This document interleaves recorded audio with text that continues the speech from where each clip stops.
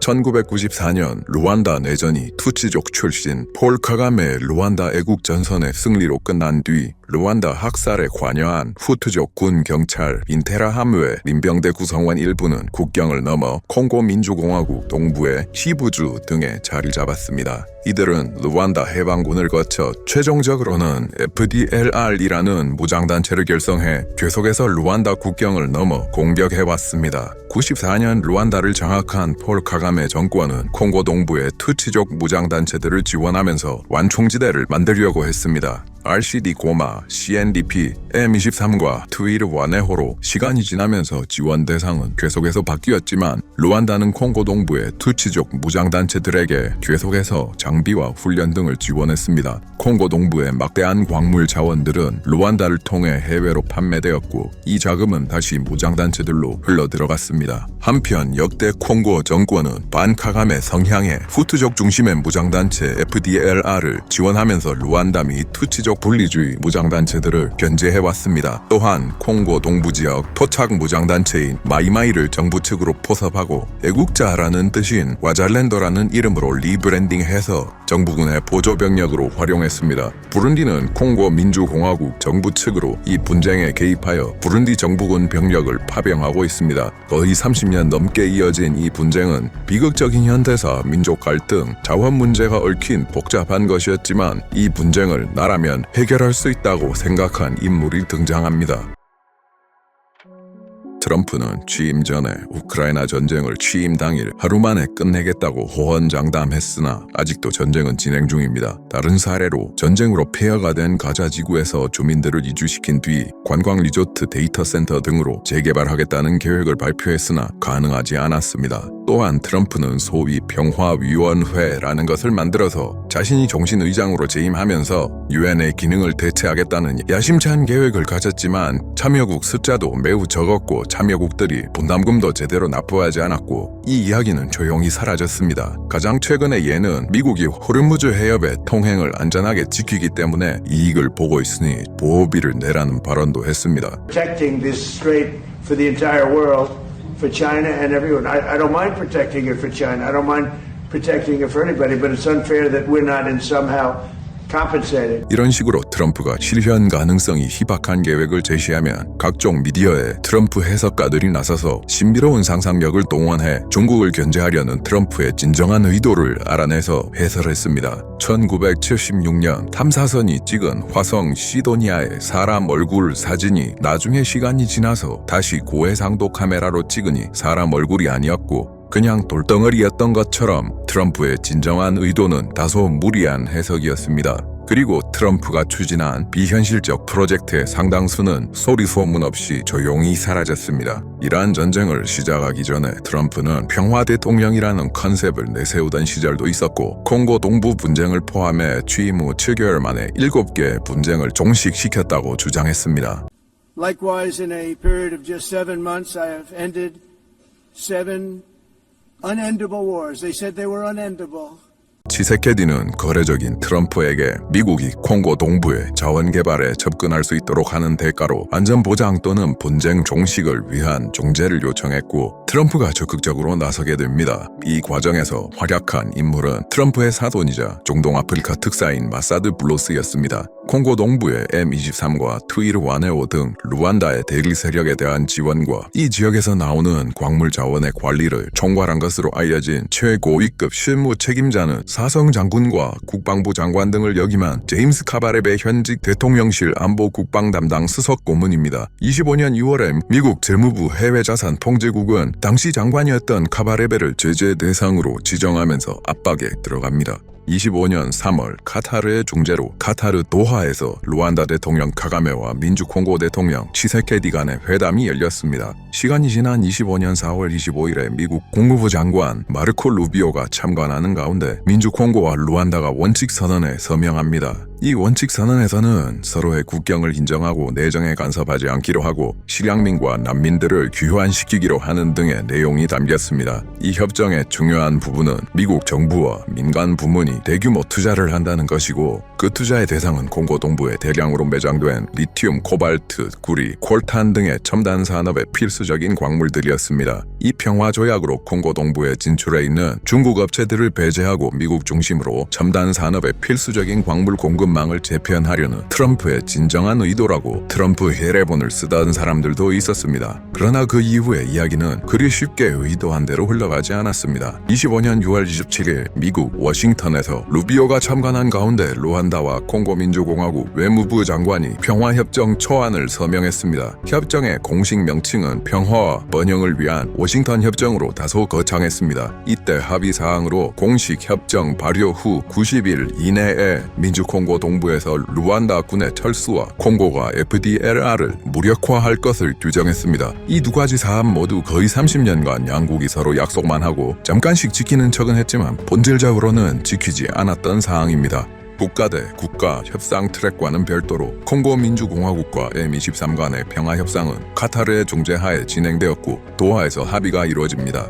On Thursday, President Trump will host the presidents of the Republic of Rwanda and the Democratic Republic of Congo to sign the historic peace and economic agreement that he brokered. 여하간 시간은 흘러 25년 12월 4일 기존에는 미국 평화연구소였으나 이름을 도널드 트럼프 평화연구소로 개명한 곳에서 트럼프, 루안다의 카가메, 민주콩고의 치세케디가 참석한 정식 평화협정 조인식이 열립니다. 당연히 협정은 지켜질 리가 없었고 트럼프 정권은 이 평화협정의 이행을 압박하기 위해서 26년 3월에 M23 지원에 관여한 루안다 장성 4명을 제재했습니다. 제재 대상에는 무바라크 무관과 합참의장, 빈센트 냐카룬디 육군 참모총장, 스타니스라스 가슈기 특수작전부대 사령관, 루키 카루시시 전직 특수부대 사령관 및 현재 육군 제5사단장입니다. 26년 7월 2일자 워싱턴 포스트가 AP를 인용한 보도에 따르면 콩고 정부는 계속해서 후투족 반군 집단인 FDLR과 협력하고 있으며 루안다는 여전히 콩고 동부에 정규군 병력을 유지하고 있고 M23은 약속된 철수를 지키지 않고 점령 지역을 유지하고 있으며 현재도 최대 목표로 콩고 정부 전복, 최소한의 목표로 자치권 확보라는 태도는 변한 것이 없습니다. 그리고 서류상 체결된 평화협정에도 불구하고 현장에서는 전투가 계속해서 이어집니다. 모부투의 32년 독재와 아버지 로랑 데지레 카빌라에서 아들 조제프 카빌라로의 2대 세습으로 인해서 민주콩고 국민들은 장기 독재에 대한 거부감이 강했고 이후 개헌 과정을 거쳐 2006년 2월에 최종 확정된 현행 헌법에서는 대통령의 임기는 5년으로 한 번까지만 연임할 수 있게 했습니다. 장기 집권 시도를 원천적으로 막기 위해서 헌법 제220조에는 공화국 대통령의 임기 횟수 및 기간은 개헌의 대상이 될 수 없는 것이라고 못 박아뒀습니다. 조제프 카빌라가 장기 집권을 위한 개헌은 모색하다가 여의치 않자 안보 위기 등을 명분으로 2016년에 예정된 대통령 선거를 실시하지 않고 2018년까지 버티던 기간 중에 야당의 유력 대권주자 치세케디는 트위터를 통해서 지속적으로 현행 헌법에 대한 존중을 표현하던 인물이었습니다.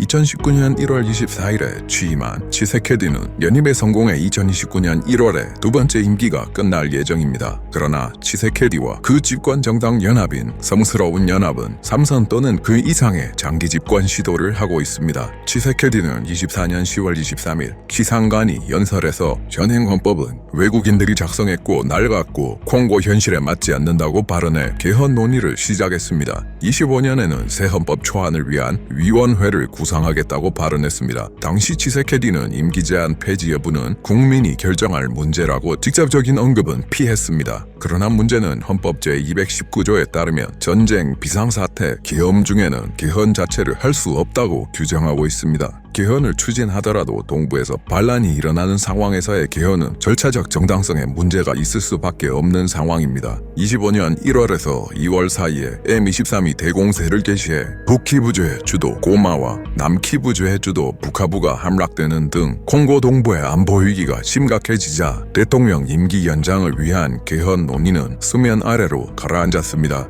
하지만 치세케디의 측근 그룹들은 계속해서 개헌을 추진하고 있었습니다. 그리고 미국과 치세케디 정권과의 경제 및 안보 파트너십 체결은 치세케디의 정치적 입지를 강화시켰습니다. 다른 한편으로 26년 5월에 치세케디는 미국이 요청한 법 분야의 특정 개혁을 위해서 헌법을 개정해야 한다고 주장했습니다. 그러나 야당에서는 미국의 요구는 정치체제 전면 개편과는 무관하다고 지적했습니다. 25년 12월 4일 평화협정이 공식 체결된 후 미국이 루안다에 대해서 강력한 압력을 가해서 M23이 25년 말에서 26년 초 사이에 남부의 주요 거점인 우비라와 그 일대에서 철수하는 등 콩고 동부의 안보 상황도 다소간 개선되었습니다.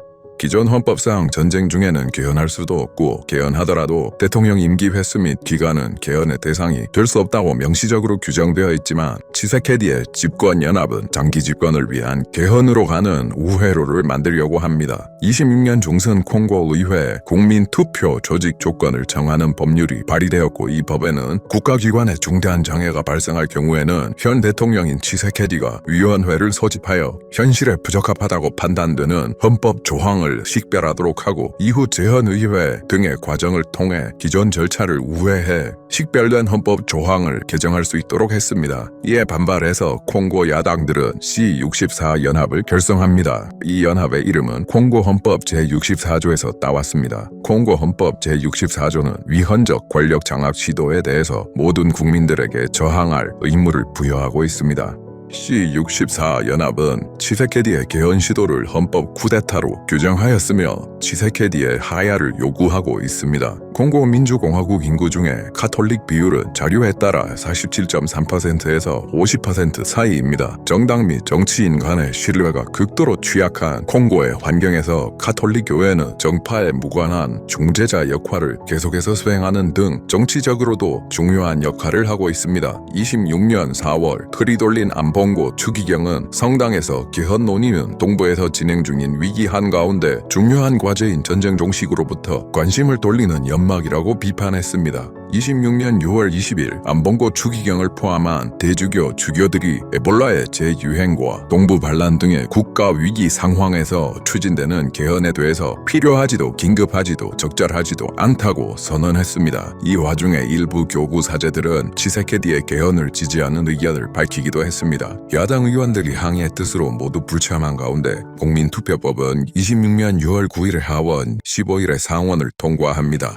6월 12일 콩고시 64 연합과 야당 지지자들이 개헌에 반대하는 시위를 조직하여 수도 킨샤사의 의회 건물로 행진했습니다. 치세케디 정권은 최소 100명 이상의 경찰을 투입하였고 치세케디의 정당인 사회민주진보연합 소속 청년 민병대원들도 시위 해산에 투입했습니다. 이때 양측 간의 물리적 충돌이 일어났고 수백 명의 활동가가 체포되고 투옥되었습니다. C64는 원래 7월 8일부터 2주간 전국적 시위를 계획했으나 아프리카 연합의 중재 제안에 따라 연기했습니다. 7월 22일 예정된 개헌 반대 시위가 앞으로 콩고 정치의 미래를 결정할 것으로 보입니다. 그동안 동부에서 충돌은 계속됩니다. 26년 6월 중순부터 콩고 정부군, 부룬디군, 친정부 민병대인 와잘렌도 연합이 M23의 동맹인 트위르와네호의 거점인 미넨부에에 대한 대대적인 공세를 개시했습니다. M23과 그와 연계된 SNS 계정들은 6월 13일과 14일 사이에 미넨부에 인근에서 4개 이상의 마을이 폭격당했다고 주장했습니다. 6월 15일부터 트위터 등에서 친정부 매체들은 정부군 측 연합이 트위르와네호 M23과 충돌 이후 미넨부의 중심부 및 여러 마을들을 점령했다고 주장했습니다. 그러나 트위르와네오 M23은 미넨부에가 함락되었다는 정부군 측 주장을 부정했고 주변 일대 통제권은 어느 한쪽으로 기울어지지 않은 채 전투 중이라고 반박했습니다. 한편 치세케디는 6월 17일에 열린 미국 월드컵 민주 콩고 대 포르투갈의 경기를 보러 미국에 갔고 경기 후 치세케디는 콩고계 이민자들 앞에서 연설을 했습니다. 이 연설에서 치세케디는 콩고 동부의 M23이 점령한 지역을 무력으로 재탈환하겠다고 약속했습니다. 이후 워싱턴 평화조약은 이제 그 의미를 잃습니다. 이에 반발해 루안다 정부 대변인 요란데 마콜로는 본인의 트위터를 통해서 치세케디의 발언은 워싱턴 워싱턴 평화협정 정신에 대한 경멸이라고 표현했습니다. 도하 평화협정으로 정부와 휴전에 합의한 M23도 치세케디의 발언을 도하협정의 휴전 정신과의 단절이라고 비난했습니다. 같은 날인 6월 17일 정부군 대변인은 미넨부의 중심부 인근 여러 마을들을 점령했다고 발표하고 미넨부의 비행장을 탈환하기 위한 공세도 진행 중이라고 말했습니다. 6월 18일부터 트위르와네오 관련 SNS 계정들이 정부군의 미넨부의 점령 주장을 반박했고 트위르와네오 공식 계정에서도 정부군의 발표를 허위 정보라고 발언했습니다. 트위르와네오는 6월 19일 무렵부터 반격을 개시하여 미넨부의 외곽의 여러 진지들을 재탈환했습니다. 6월 하순에도 정부군과 와잘랜더들이 계속해서 미넨부의 인근을 공격했습니다. 남부의 미넨부의 방면 외에도 6월 내내 월리칼레 마시시 방면에서도 정부군이 적극적으로 공세에 나섰으나 큰 성과를 얻을 수는 없었습니다. 워싱턴 평화협정이 체결된 후 미국, 카타르, 아프리카 연합 등의 참관하에 콩고 민주공화국과 루안다의 휴전협정 이행을 감독하는 공동감시위원회가 설립되어 제6차에 걸친 공동감독회의를 진행했습니다. 그러나 FDLR의 무력화도 루안다군의 철수도 없었고 실제적인 변화는 거의 없었습니다. 이와는 별도로 6월 25일 콩고 동부에서 루안다로 금과 주요 광물들을 밀수하는 데 관여한 개인 2명과 단체 4곳에 대해서 미국 재무부 해외자산 통제국이 제재를 가했습니다. 그 주요 대상은 루안다 법인 가사보 골드 리파이너리라는 회사입니다. 미국 재무부 성명에서 이 제재는 지역경제 통합 프레임워크를 강화하기 위한 조치라고 밝혔습니다. 이 가사보 골드 리파이너리는 루안다를 통해서 분쟁지역 광물을 유통한다는 이유로 이미 25년 3월에 유럽연합이 제재했던 법인입니다. 미국 재무부 제재 문건에서도 루안다 정부군과 M23과 가사보 골드 리파이너리의 관계를 적시했습니다. 오신트 분석가 리치 테드는 트위터에 6월 25일과 26일 양일간 아랍에미리트 아부다비 알리프 공군기지에서 2차례에 걸쳐 민주콩고 킨샤사로 군사장비를 운송했을 가능성이 있다고 말했습니다. 이전까지 아랍에미리트는 M23 통제지역에서 루안다로 들어온 광물을 사들이고 있었습니다. 25년 중반 트럼프 정권이 분쟁에 관여하기 시작한 이후 아랍에미리트는 민주콩고 내 광업 기업들을 사들이거나 콩고 측 기업과 거래하기 시작했습니다. 여기에는 아랍에미리트 대통령 무함마드 빈 자이드 알 나얀의 동생이자 아랍에미리트의 첩보 공작 대리 세력 지원, 왕실 사업 등을 관장하는 스파이 셰이크 타흐눈 빈 자이드 알 나얀이 등장합니다. 타흐눈이 최대 주주인 로열그룹 산하의 인터내셔널 홀딩 컴퍼니 산하로 지배구조를 타고 쭉 내려가다 보면 인터내셔널 리소시스 홀딩스라는 회사가 있고 이 회사는 광물 자원 투자 회사입니다. 25년 6월 3일에 IRH가 세계 3위 규모의 주석 광산인 부키브주 BC 주석 광산의 지분 56%를 인수한다고 발표했습니다. 이후 26년 2월에 콩고 민주공화국과 아랍에미리트가 한 전략적 동반자 협정이 체결되었습니다. 26년 4월에는 민주콩고 남부의 광산 경비 목적의 준군사 조직 훈련에 아랍에미리트가 자금을 지원할 것이라고 발표했습니다. 아랍에미리트는 광물 공급망의 중심을 콩고 민주공화국 쪽으로 전환하는 듯이 보이나 루안다를 통해 아랍에미리트로 흘러가는 광물 공급망을 완전히 차단한 것은 아니고 이쪽도 열어둔 채로 위험을 분산하고 있을 가능성이 있다고 초국가적 조직범죄 대응 이니셔티브라는 국제 NGO 단체는 지적했습니다. 남부 축선에서는 M23의 동맹인 트위르와네오가 6월 19일부터 정부군에 대한 반격을 개시해 치열한 전투가 있었습니다. 미넨부의 동쪽의 고지인 포인트 제로는 서부의 미넨부의 남부 저지대의 피지, 동부의 탕가니카 호수 인근 지대와 그 거점인 바라카, 그리고 북부의 무르엥가 고원에 대한 접근을 통제할 수 있는 전략적 거점입니다. 친정부 민병대 병력들은 26년 1월 말 공세로 포인트 제로를 점령했습니다. 26년 7월 반격으로 정부군이 남측 측의 피지 쪽으로 후퇴했고 트위르와네오 M23 연합은 7월 4일에 포인트 제로와 인근 여러 마을들을 점령했습니다. 7월 5일 트위르와네오 M23 연합은 포인트 제로 인근의 카켄게, 무코 등을 점령했습니다. 정부군은 7월 6일 반격을 개시해 티메테, 위헤네 등 최소 3개의 거점을 탈환했다고 주장했습니다. 어느 정도 탈환이 마무리되었고 포인트 제로 점령이라는 군사적 업적을 선전할 필요도 있었고 주변 지역의 군사적 위협도 제거되었다고 판단한 M23의 고위직들은 미넨부에와 포인트 제로를 방문했습니다. 7월 7일 트위르와 네호의 정치 부문 대표이자 M23의 경제 관련 부조정관인 프레드 카니치가 미넨부에와 포인트 제로를 방문했습니다. 같은 날 M23의 정치 부문 대변인 로렌스 카뉴가도 포인트 제로를 방문했습니다. 7월 8일에는 M23의 정치 부문 2인자인 베르트랑 비시모아가 미넨부에를 방문했습니다. M23의 군사부문 2인자이자 부참모장 겸 작전부사령관인 버나드 벼문구 장군이 7월 9일 포인트 제로를 방문해 사진을 찍었습니다. 정부군 병력들의 스마트폰 사용과 관련된 작전 보안 유출 등이 다소 문제가 되었고 7월 9일 정부군 대변인은 전선에 투입된 군인들을 대상으로 부대 위치 등을 소셜미디어에 공유하지 말 것을 당부하며 보안 지침을 준수하라는 내부 성명을 발표했습니다. 7월 10일 트위르와네오 M23 연합은 미켄게 북측의 RP527 도로상의 거점인 키프프 마을을 점령했습니다. 4일 뒤 와잘렌도가 키프프를 탈환합니다. 정부군 민병대 반군만으로도 상황이 복잡하지만 이 지역에는 도적대도 활동하고 있습니다. 현지 언론 키브 모닝포스트는 6월 28일 밤부터 29일 사이에 루츠루의 비토 족장령 북동부의 키빌지 마을에 침입을 시도하던 무장 강도 집단을 M23이 격퇴했다고 보도했습니다. 마시시 왈리칼레 인근의 북서부 축선에서는 M23과 와잘렌도 간의 충돌이 계속되고 있고 M23은 진지를 강화하면서 방어에 더 집중하고 있습니다. 7월 6일 민젠제를 돌파하려는 M23의 공세를 정부군과 와잘렌도가 방어했습니다. 진정부 와잘렌도 병력들이 7월 8일 RP1030 도로의 마시시 왈리칼레 지역 경계 근처에 위치한 칼렘베 등의 여러 마을에 M23 진지를 공격했습니다. 트럼프가 추진한 평화 프로세스는 제대로 진행되지 않고 있고 전쟁은 아직도 계속되고 콩고 민주공화국의 대통령 치세케디는 3선 개헌을 추진하고 있습니다. 오늘 이야기는 여기까지입니다. 구독과 좋아요 부탁드립니다. 여유가 있으시면 멤버십도 부탁드립니다.